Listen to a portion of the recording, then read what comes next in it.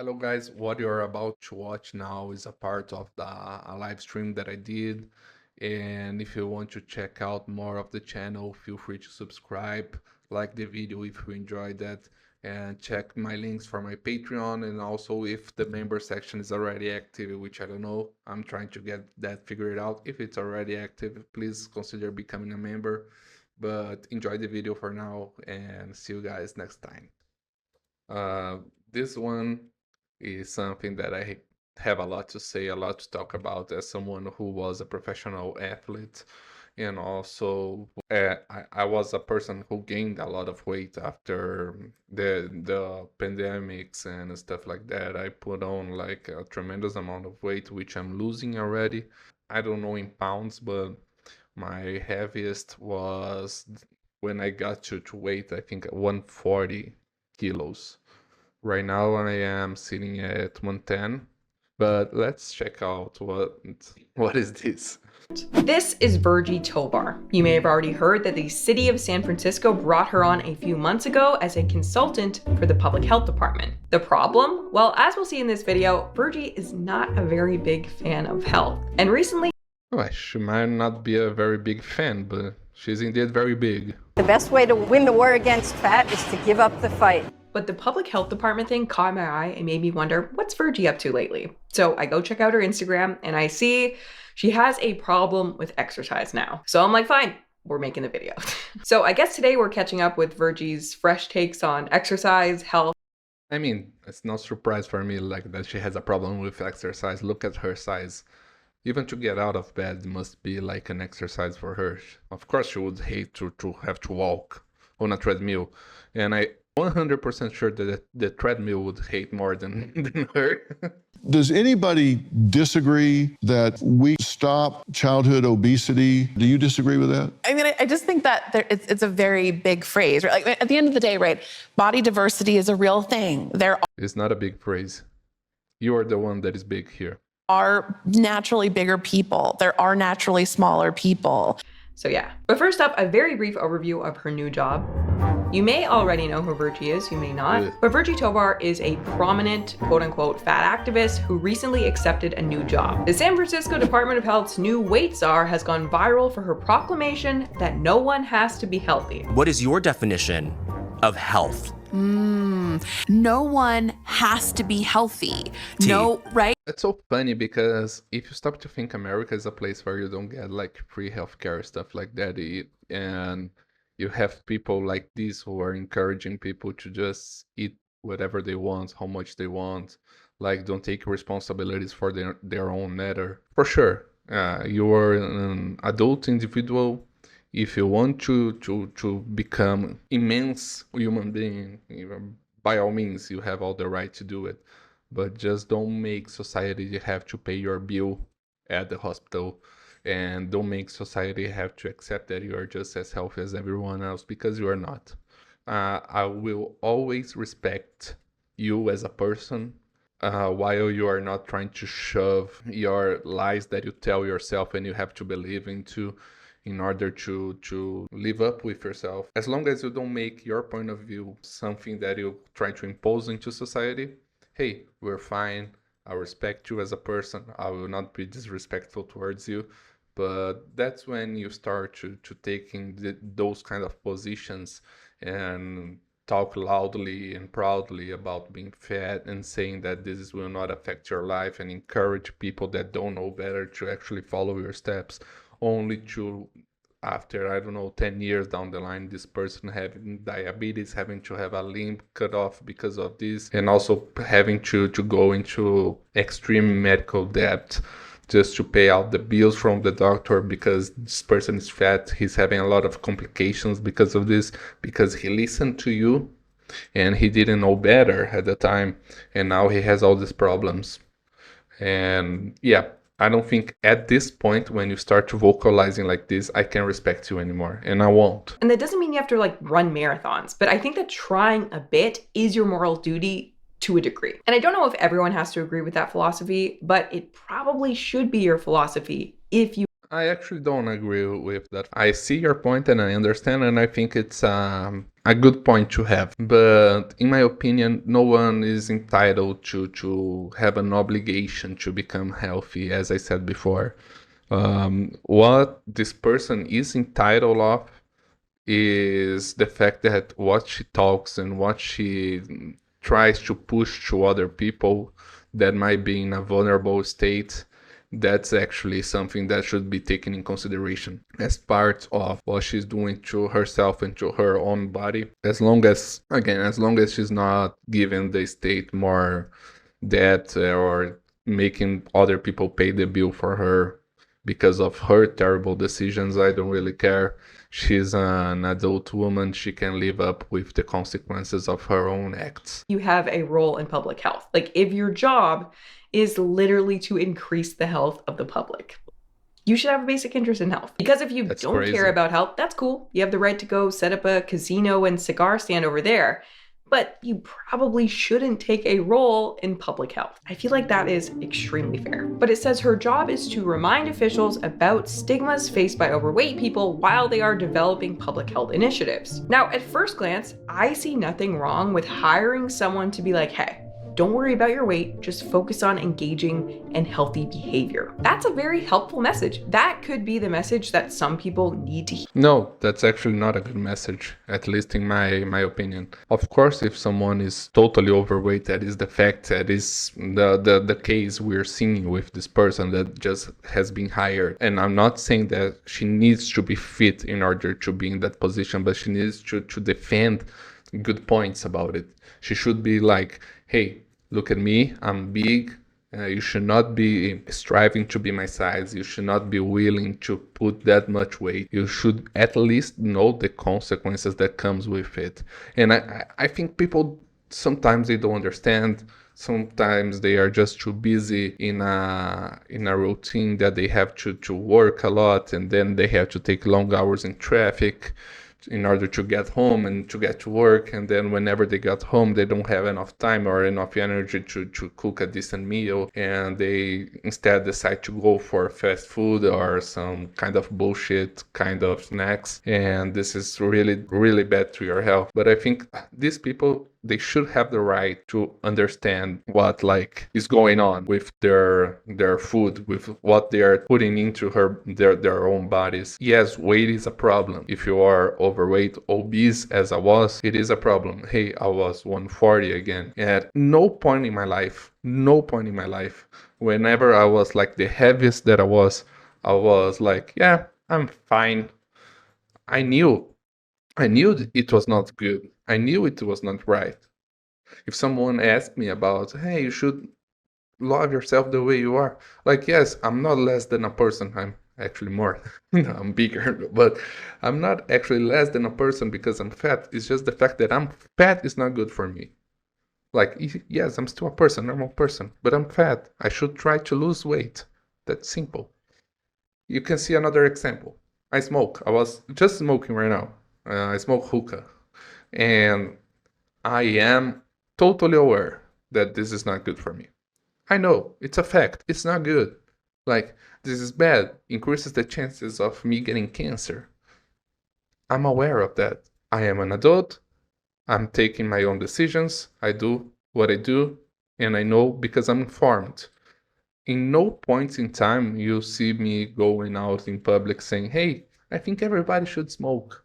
That's crazy. That's delusional. Here in order to do what they need to do to be healthy. Get your sleep, eat well, be active, try to make progress, and just do what you can from where you're at. If that was the message that Virgie was hired to promote, I see that as a positive thing, even if I don't agree with the rest of her ideas. But when I looked into it, Virgie's opinion actually seems to be the opposite of that. And nowhere is that more clear than her ideas surrounding exercise. So let's go take a look at her Instagram. Let's start first with this Instagram post. Virgie recently conducted a weight bias training to a group of government workers. And this training included the following 4 tips. Ending weight/food bias at work. Helping to decrease stigma around food and bodies at work means doing less of these 4 things. Number 1, talk less or not at all about how you or others eat at work. Okay, this is already a pretty big ask of your coworkers, I think. Obviously by this, Virgie really means don't talk about your diet. Do not talk about keto, paleo, carnivore, veganism, calorie counting, protein consumption, sugar reduction, or any other way that suggests that you are moderating what you consume, which is a major double standard because let's be real here. What would Virgie's opinion It's like the stripped down version of this without taking all the pretty words. It's like, don't tell me facts, because the lies that I have to tell myself in order to be comfortable with my immense body will not stand a chance against facts. So please don't talk about them. Otherwise, I'm going to get mad because I will actually understand that what I'm doing is actually bad for me. be if Nancy from accounting brought cake to the office? It's so rich. You know that talking about that office cake would be completely fine and perhaps encouraged. Well, unless someone asked for the smaller slice. CRFI. Inevitably, there's always someone at the party who has to declare publicly that their slice is too large. Like, there's no way that Virgie is talking about outlawing talking about food in general because she spends half of her Instagram talking about what she's eating. So obviously anyone would be allowed to talk about worshiping junk food at the office, but no one would be allowed to talk about trying to improve their blood sugar levels. It's just a little bit backwards, it's a little bit over the top, and it's genuinely concerning that this was part of a presentation given to a government organization. Okay, next tip. Number 2, talk less or not at all about your or others' bodies at work. Okay, that's fine. Number 3. I think you should be able to talk about your own body. It's not nice at all for you to go around talking about other people's body. Yeah, for sure. That's fine. I think this should be common sense. And as the prior tip that it was not talk about your diet or anyone else, I think it goes for the same standard. If you're doing something new, you think it's working and you are pumped about it, like, hey, I'm just doing keto right now and it's working really well for me, if it's an example. And you want to go to work and talk about that to your friend because it's something that is really working, you are happy with it, like, you should be able to go and talk about it. But I don't think it's good manners to go up to someone and be like, hey, you are eating like a fucking pig, even though they might. But just be polite. I think those 2 tips are summed up like, hey, be polite. Please, don't be an asshole. 3, talk less or not at all about exercise at work. So this is why I wanted to make this video. Every single person should be annoyed about this. There just ain't no way you're telling people not to talk about exercise at work. First off, that's like saying you can't talk about the weather if the weather made your health better in every single way. Exercise is just so unproblematic. It is literally one of the most health promoting behaviors of all time. Depending on who you ask, sleep might be number 1, but exercise. Imagine not being able to talk about exercise at work. You come up to your group of friends and you're like, hey guys, can you keep a secret? Yesterday, I went for a 3-mile jog. Yeah, it was pretty insane. Don't tell anyone, please. I'm gonna get fired. Otherwise, if you guys tell that I went for a jog yesterday, they might tell it to the guy who is in a wheelchair over there and he cannot jog. He will feel bad about himself. He will throw himself out of the fucking window of this office. And then he'll get fired. Fuck you. Exercise is right up there with it. Regardless of body weight, if you exercise a few times a week, really exercise, even if you don't lose a pound of fat, you will be a way healthier human being. Mm-hmm. Weight loss is hard and not everyone will achieve it, but if everyone just committed to exercise, it would be an absolute game changer health-wise. And if someone is being hired to represent overweight people in the room and not pushing this message, it's just silly. A health expert discouraging discussion of exercise should not exist. But wait, maybe I have it wrong. Maybe Virgie is encouraging people to exercise. She recently held a Reclaiming Movement After Diet Culture workshop. My heart is so full after hosting the Reclaiming Movement After Diet Culture workshop. Oh, I think you misspelled the word stomach. It's not hard. Okay. Today. Fat phobia, diet culture, and toxic fitness culture try to convince us that there is a line between legitimate exercise and illegitimate movement. Everything else we do all the time, like laugh, breathe, cry, hug our pals, run to get the last slice of pizza, make tea, Bend over to give our fur My friend, breathing is not an exercise, for fuck's sake. You need that to survive. You're not doing extra work. You are not putting in more energy. I don't know if you breathe viciously because you're fat and fat people breathe viciously. Like, just the fact that you might be standing up from your fucking bed might be a fucking miracle. Jesus, I cannot with this kind of things. As someone who's been involved with sports my whole life, this is something that actually hurts a lot to have to witness. children a pet, have sex, exist, etc., etc. Okay, well, there is a line. There's a distinction between running to get the last slice of pizza. Yeah, and the example of running to get the last slice of pizza. First of all, I don't think you can run. I think you put other people in danger if you start to run, because you might trip and then you might promote like a full-on like bowling strike at the food alley. So please don't run. And also, I think what is going on over here is like you need to divide certain things. Our bodies do need to burn calories in order to exist. Like I don't know how you call it in English, but you have the basal metabolic kind of amount of calories that your body will burn. This doesn't count as exercise. You're doing this in order to survive. Exercise is anything that you put in extra work. I might concede that some people actually don't consider like walking an exercise, but if you go for a walk like 20-30 minutes, hey, this is an exercise. It's objectively an exercise. It's a low intensity one. It's one that will take longer for you to burn the calories that you need to, but hey, it's a lower impact, lower intensity, something that everybody can start from. Now, don't tell me that going for a 10-meter run in order to grab a slice of pizza that is going to have like tenfold the amount of calories than your little pathetic jog had will actually be an exercise. Don't tell me that laughing is one. Please, for fuck's sake, don't tell me that the fact that you're breathing or existing is a factor. And exercising. But I think what's even more concerning is not only do these things not qualify as exercise, they don't even really qualify as movement. This is a whole workshop that, in theory, would be just encouraging people to do what they can. Like, lower the bar a bit, but be active in your own way. Do something from where you're at. That is but fine. with Virgie, we can see that she lowered the bar from exercise to just movement, but then didn't even meet that bar. Let's go through this, okay? Laughing. I mean, you can call it movement. I mean, it's not really voluntary, No, though, it is so not. it's kind of on the line. Breathing. No. Definitely does not count as movement. Crying. I mean, there's been times I would call it movement, I guess. You should. Hugging our pals. I'm not going to qualify that one as movement. You're stationary, most of that. Yeah. Running to get the last slice of pizza.